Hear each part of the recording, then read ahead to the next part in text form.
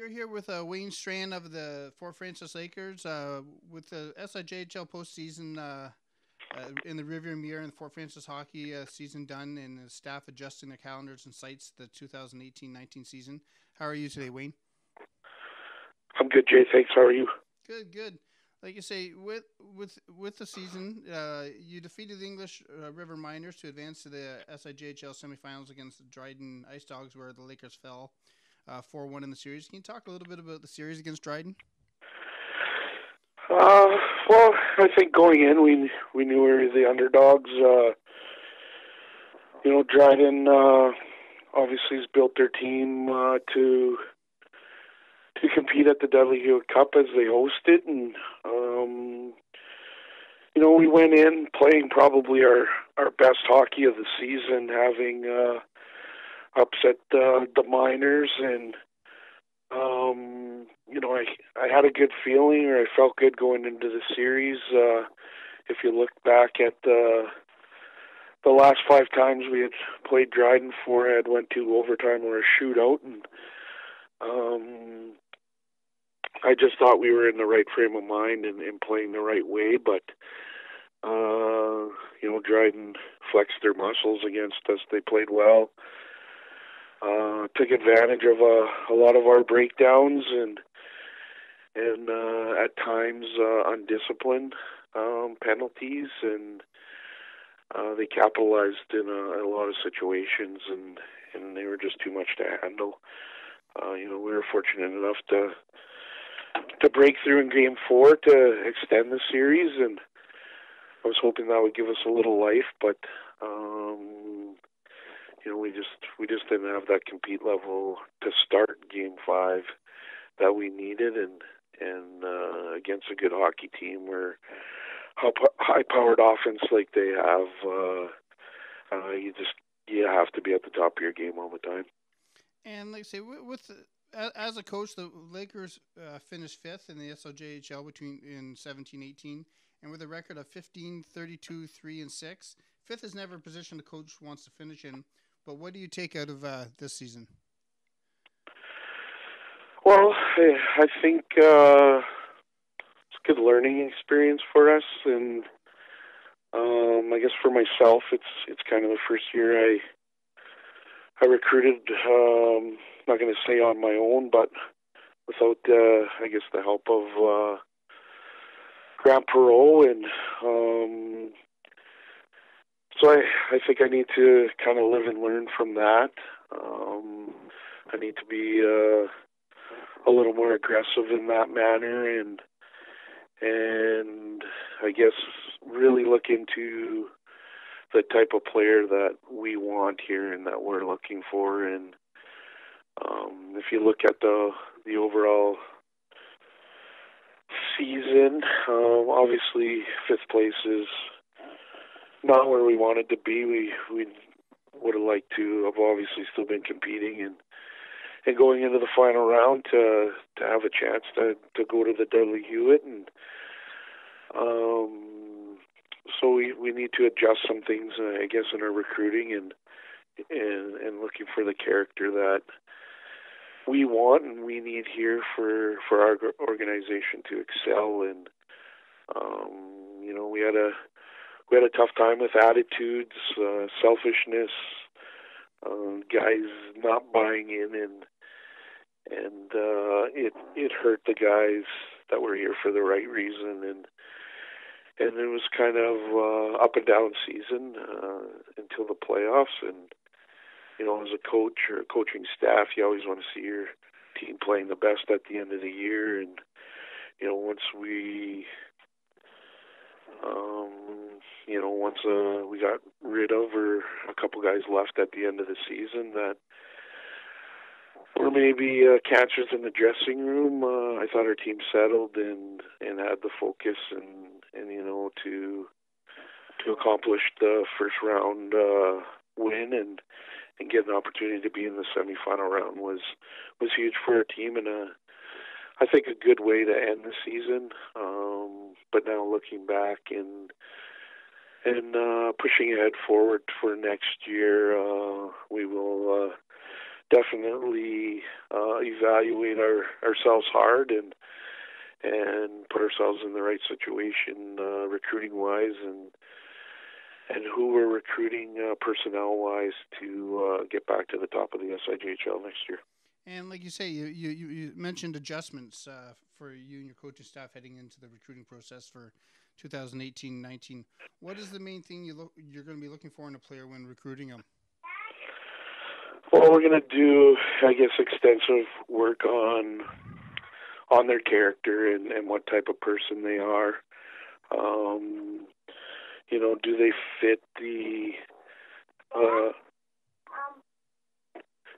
fit what we're looking for? Are they willing to come in and work hard? Are they a team guy first? Is their compete level high? And just go from there. Obviously, skill. We're not going to sway too much from the type of team that we play like or our philosophy in the game skill-wise and in being fast. We need to get bigger, I think, and stronger with guys that are willing to buy into the off-ice workout programs and stuff like that and taking care of themselves to make themselves the best player too. So character is going to be huge for us through the next 5 months or so leading up to main camp, and everything else that I described kind of will fall into place from there. And like you say, there's always positives and negatives coming out of a season, no matter if you're first place or fifth or sixth. Is there anything that stands out for you about the 2017-18 season? I guess the biggest thing for me would be how the team kind of come together at the end, and it was good to see. It was good to see for the 20-year-olds who, especially our captain Julian Uraniak, who really is a heart and soul Laker player in my opinion, and guy who lays it on the line every game, every night, and for the guys to come together and gel like they did, and we had a few affiliate players join the team at the end of the season and really kind of changed the mood of the dressing room, and like I said, we had maybe a couple guys that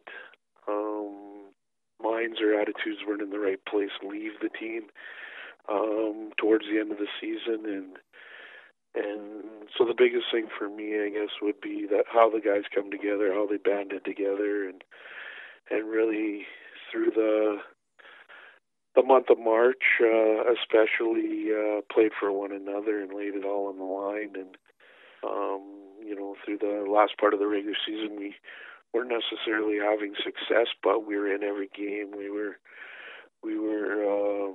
I guess, learning what it takes to compete in the playoffs, and right from game one of the first round, you could see that, and just the belief that the guys had in the locker room in that series was very enjoyable to be around, and just to see again the brotherhood and how they kind of played for one another was probably the highlight of our season for sure. And like you say, not that you have a crystal ball, but you've been around hockey long enough where, like you say, it's going to be the Dryden Ice Dogs who are hosting the Dudley Hewitt Cup and the Thunder Bay North Stars in the SIJHL final. And if you looked at the standings throughout the year, you would have thought it probably would have been Thief River Falls Norskies and the Dryden Ice Dogs. But with Thunder Bay and Dryden, who do you think is going to come out on top with hosting the Bill Salaman Cup this year? Definitely a tough call.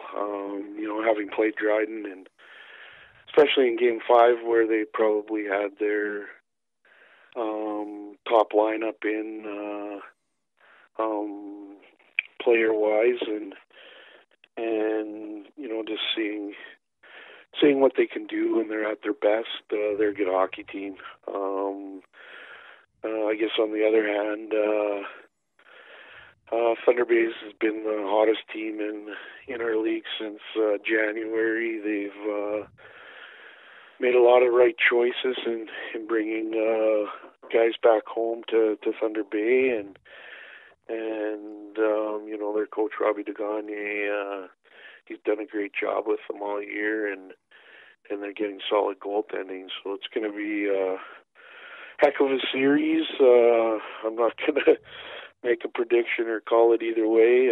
Obviously, both teams will represent our league in the Dudley Hewitt, and both teams are very solid, very good throughout their lineup, and it'll probably be the team that can control its emotions and the one that I guess comes together and everything aligns for them that will come out ahead. And once game one comes around Saturday, I believe it starts. The SIJHL is in for definitely a good show between those two teams. And like you mentioned, there's, like, say, 5 months before the Lakers hit the ice when it comes to prepare for next season. But we know coaching for junior hockey today is a full-time occupation. And can you tell us about what's the biggest influence in your coaching career today? The biggest influence would, I guess, probably just be the coaches I've learned from and what I've learned from them in trying to take something that I learned or their style and trying to implement it into my own. And, I was fortunate enough to have guys like Dave Siciliano and Junior and Jeff Jackson in the NCAA that were very technical guys who taught the I guess the systems of hockey, and really in detail, and their philosophies of defense. And Dave had a little more offensive style than what we did with Jeff at Lake Superior State, but just to learn those aspects and see how they handle themselves and around the team, around the guys, and their leadership has really, I think, helped my coaching ability. Obviously, my family, who allows me to do it and dedicate my winters to helping my second family, I guess, in the hockey team. And my dad had a big part in my hockey growing up, and whether he was a manager, or coach, or president of the minor hockey here, and excuse me, his influence on being humble and having respect for the game, you look at, and it definitely fits into what I try to do, along with what I've learned from previous coaches. So those would probably be the three biggest guys that have definitely influenced me as a coach and how I handle myself. And like you say, when we talked about influence and everything else, and you mentioned, like, say, your immediate family when it comes to your wife and your kids, but also your second family as the staff on the team and the board members and the players. And unfortunately, last week the hockey community lost 15 to 16 players with the Humboldt Broncos SJHL bus accident. And with living in Northern Ontario, I was talking to Kevin Kane yesterday with Kane Hockey Management, family advisor. And with it being in the north, we travel so much by bus when it comes to thousands of miles every season. Just about that situation, and like you say, in the hockey community being so small, does that weigh on your mind, I guess? Oh, for sure. Actually, I was in Thunder Bay scouting last Friday, and I got a text towards the end of the game. I was watching from our director of scouting who couldn't be with me at the game that night for he had some other obligations to attend to, but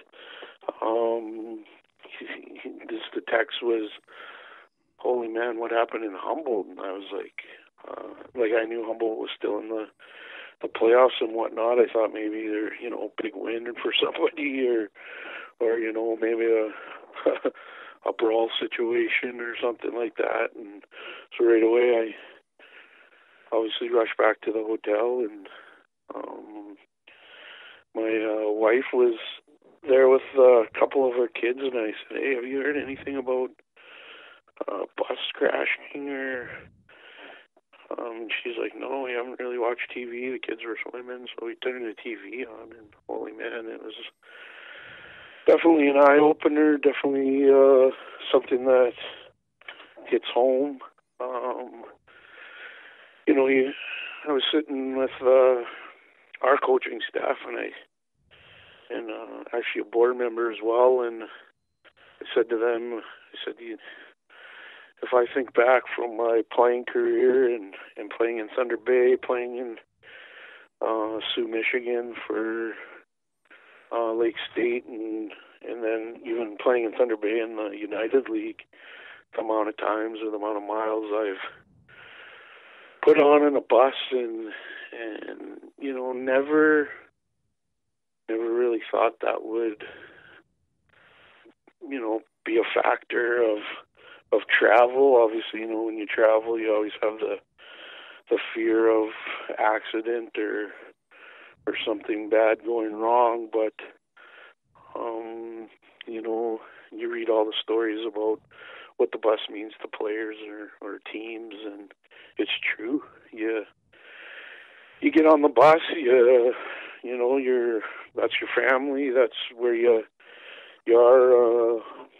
Majority or half of your games, and if I think of playing back for the Flyers in the USHL and at Lake State, and even with the Thundercats in the United League, we had bus trips 10 to 12 hours, some 19 to 20 hours if we're going to Omaha, and just never fathomed me that something like that could or would happen, and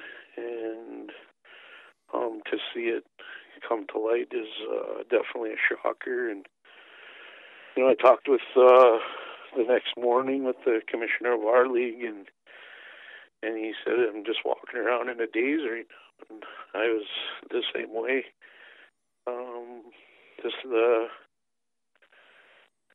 They're a team, obviously a couple provinces over, but at the same level as us, and you never want to see anything like that take place. And obviously they're the players, the families, the staff, the organization, everyone involved, the league, can imagine what they're going through, and it's definitely a tough situation for hockey as a whole, and you can see all the support that around the world really that they're getting, and that's just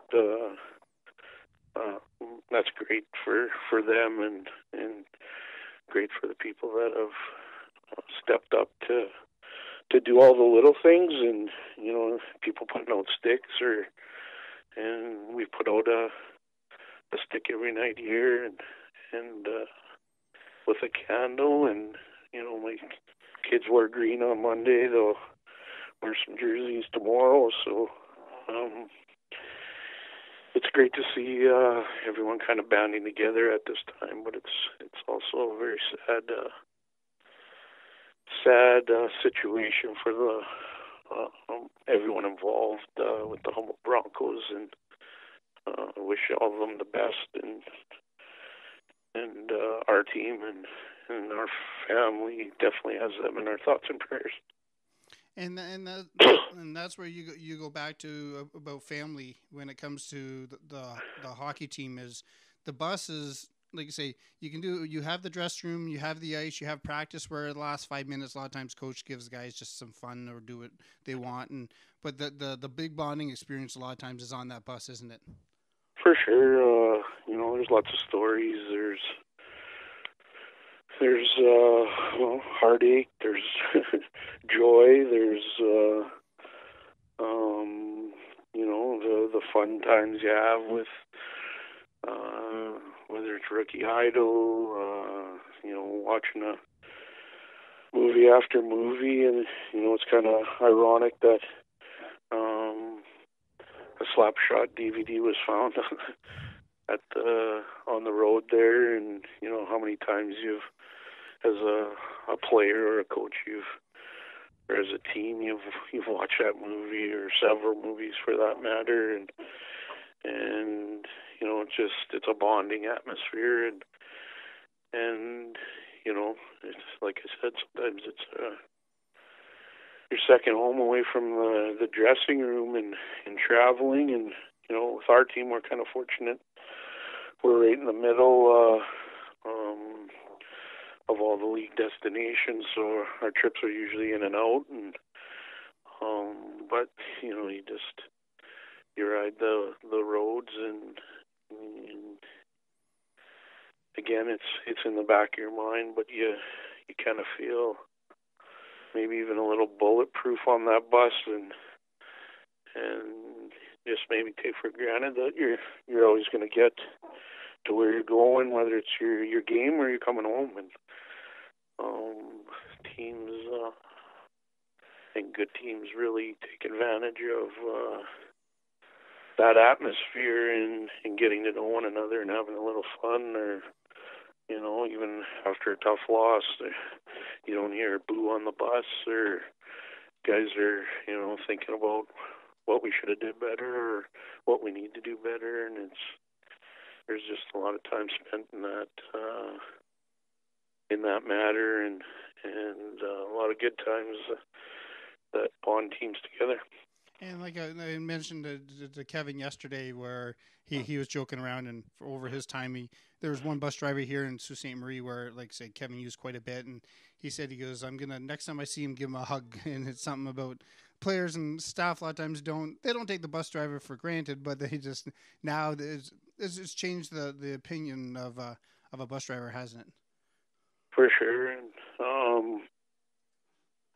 you get to know those guys, and in our situation, and especially kind of this year, we had numerous bus drivers, where in the past we were, kind of solely one or two, and it's just, by name, you don't see them all the time, but when you get to the bus, it's, give them a little jab, or he gives you a little jab. They're just a part of the team, and the conversations you have with them, especially I guess coaches or whatnot, we kind of sit right beside them or right behind them, and they're every bit a part of the team, and the success of the team as every other role that takes place through an organization. And that's going back to, like say, when you have one or two bus drivers, they know the kids' nicknames, they know all that. So as they're coming on the bus, they know, I'm using Izzy Ralston, or like they know the nickname. So it's almost an extension of their family, right? For sure. Well, we've had this one bus driver, we call him Rockin' Ronnie, and we've had him probably, I'm gonna guess, right from the beginning of the Lakers program, and just get to know him, and shoot him a text once in a while to see how he is, or he's a little bit shorter of a guy, so the ribbon he takes is he's good, and he gives it right back to whomever it is. But like you said, as soon as you get on the bus, he's saying hi to everyone. He knows the nicknames. He's talking to the guys, and like I said, they're every bit a part of the team and a big part of the organization and getting us to where we got to be. Wayne, I can't thank you enough. And now, if a player is looking to, like, say, do usually you guys have a spring or summer a camp? And I know the dates aren't set yet, but how would they contact you if they were looking for a chance to play for the Fort Frances Lakers? Well, they can obviously go on our website. All my information's on there. My email's pretty simple. It's just Wayne at FortFrancisLakers.com, or my phone numbers are on the website as well, and it's just FortFrancisLakers.com is the website, and they can call, text, any means of communication. Facebook, I'm on there, Twitter. They can get a hold of me in any manner, and we'll do our best to get back to them as soon as we can. We are, I guess, recruiting in full force right now. And we'll be out around this area with different championships that are happening, a few showcases that are taking place, and obviously we'll have our scouts in other places at showcases and whatnot too. So again, we're looking for strong character kids that are going to come in and want to be a part of the Lakers and really wear that name on their chest, and be a part of the family. And the more you can do that, just seems like the more successful teams are. So we'll do our best. But if anyone's interested, contact us, and we'll set you up with the dates. We usually have a summer date, which is kind of on hold right now because the rink we use is under construction. So we're kind of looking at other options. There's a couple other area rinks in the district that do have ice that we're looking into, and then our main camp will be at the end of August, getting ready to get in full swing for the season. And that's exactly when you mentioned it. We've heard a lot about it since Friday, about that, the name on the front of the jersey compared to the name on the back of the jersey. And when it comes to any sport today, but like say with junior hockey, is kids playing for that logo that's on the front of the jersey, isn't it? For sure. And there's always egos and attitudes and opinions, but when it comes down to it, and maybe I'm a little old school. I don't know, but when I've been a part of successful teams and won championships as a player, and/or in the situation I'm in now, the teams were close. They had a lot of camaraderie, and the egos were set aside at the right times to be there for each other, and that's how teams win. You play for the guy across from you, you play for your brother beside you, and that's all that matters. And it doesn't matter who scores as long as at the end of the day you worked hard, you played as a team, and you have that bond that come around playoff time, you know you need to win hockey games, and you do whatever for each other to have that success. So we need to get back to that, and that'll be our one of our biggest goals through recruiting this summer. Well, Wayne, I can't thank you enough, and hopefully we can do this, like you say, in the spring leading up to your camp, and we'll talk soon. Okay, sounds good, Jay. Thank you. Thank you.